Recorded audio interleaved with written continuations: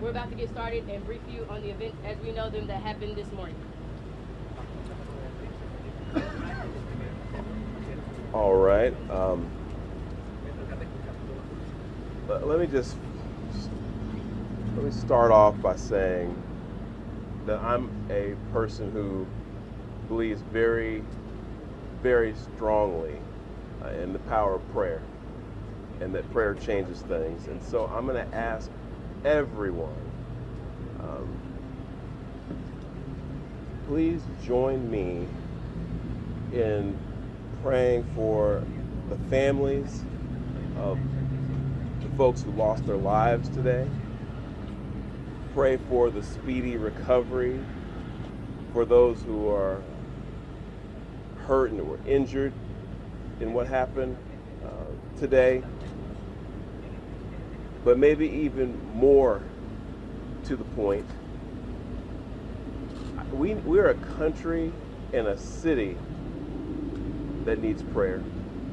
So I'm going to ask you all to join me also in praying for this city, that we can come together at a time like this, and that we can be there for one another the way we always have in times like this, to support one another and help us all get through this very difficult time, not just in our city, but in our country. And that's why I'd ask you to pray for our nation.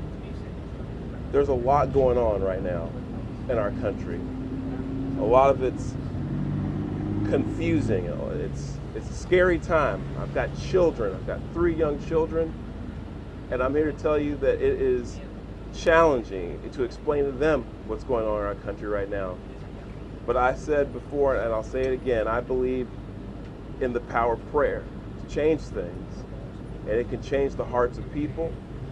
It can change this country. It can change the city. So please pray for everyone who's affected by today's tragedy. I also want to say thank you to the Dallas Police Department, and say thank you to the Dallas Sheriff's Department, Dallas County Sheriff's Department, Texas Department of Public Safety, and all of our various federal law enforcement partners who acted so quickly today to make sure that today's tragedy wasn't worse than what it was. So on behalf of the city of Dallas, I want to say thank you to all of you. And you're going to hear from some of those folks later, but I want to let you know that we appreciate what you all do, not just today, but every day, to help keep us all safe. And lastly, and this is really important, I would ask all of the city of Dallas residents who can hear me right now, let's be patient, let's remain calm, and let's let our law enforcement partners, our police department, do their job. This is an active investigation. There's still a lot of unanswered questions, and I want to encourage all of you to exercise a little bit of restraint and allow them to do their job to help make sure this continues to be a safe city, and that they can help us figure out what happened here today. But with that, I want to say, again, thank you to all the folks who came out this morning from our law enforcement community. I'll turn it over to our police chief, Daniel Como, to speak a little bit more directly to the investigation itself. And with that, Chief Como, thank you. Thank you, Mayor. Today at approximately 6:40 a.m., we received a assist the officer call. We responded to the call, got to the scene, and we later learned that we had 4 individuals that were shot, 2 of them deceased, including the shooter. The DPD was able to locate the shooter, who was deceased. We're going to be working this investigation shoulder to shoulder with our federal partners. The FBI is on scene, and right now I'm going to introduce you to the SAC of the Dallas Field Division, FBI Joe Rumrock. Yeah, good morning. My name's Joe Rothrock. I'm the special agent in charge of the Dallas FBI field office. I want to first start by thanking our partners in local law enforcement, specifically the Dallas Police Department, for their quick and timely response. I can confirm at this time that the FBI is investigating this incident as an act of targeted violence.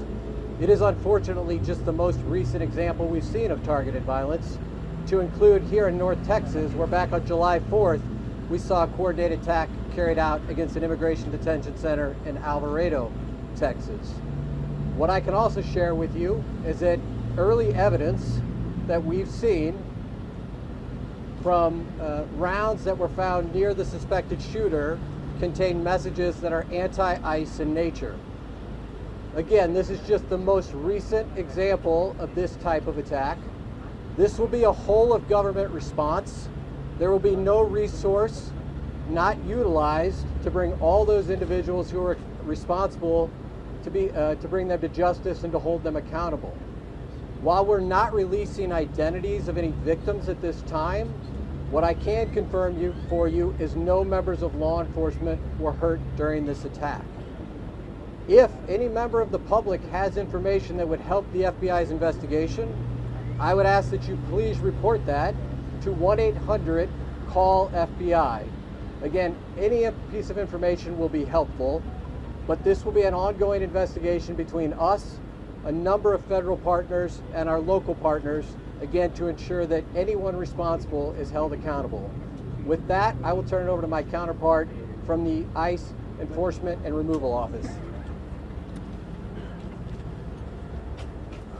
Good morning. My name is Joshua Johnson. I'm the acting field office director for ICE Dallas. I'll be brief with my comments, but I do want to start off by saying thank you to the Dallas Police Department, Dallas FBI, HSI, CBP, ATF, and virtually every law enforcement officer in North Texas for your support.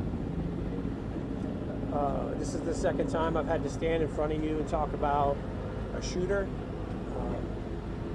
at one of my facilities, and I think that the takeaway from all of this is that the rhetoric has to stop. There are people out there who are seeing what is being placed online, and they're coming and they're doing acts of violence against ICE employees.